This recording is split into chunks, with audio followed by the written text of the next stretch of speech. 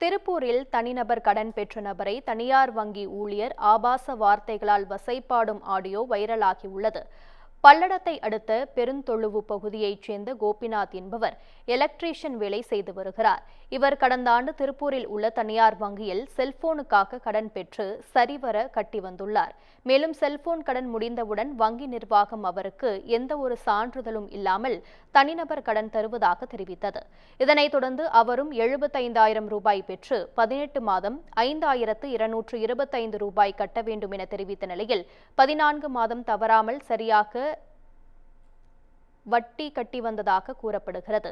இந்த நிலையில் கடந்த ஜூலை மாதம் குடும்ப சூழ்நிலை காரணமாக கோபிநாத்தால் தவணை தொகை செலுத்த முடியாமல் போனதாக கூறப்படுகிறது.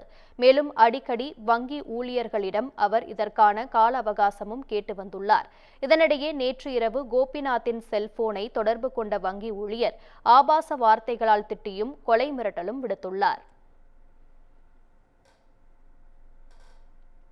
இதனால் விரக்தியடைந்த கோபிநாத் வங்கி ஊழியர் குறித்து அவினாசிபாளையம் காவல் நிலையத்தில் புகார் அளித்தார்.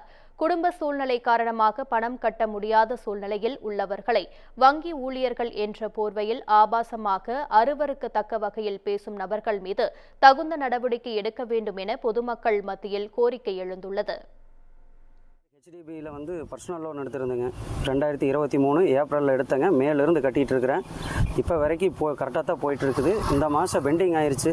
அதுக்கு கலெக்ஷன் ஏஜென்சியிலேருந்து கூப்பிட்டு ஒரு வாரமாக கேட்டாங்க. வேலை இல்லாத காரணத்தினால என்னால் கட்ட முடியலைங்க. நான் கண்டிப்பாக கட்டிடுறேன்னு சொல்லி சொன்னேன்.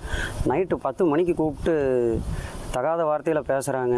10-10:30 வரைக்கும் என்ன பேசினா பரவாயில்ல, ஒய்ஃபு எல்லாத்தையுமே அம்மா அப்பா எல்லாத்தையும் தகாத வார்த்தையில் பேசுகிறாங்க. இது மாதிரி சட்டப்படி நடவடிக்கை கொடுக்க சொல்லி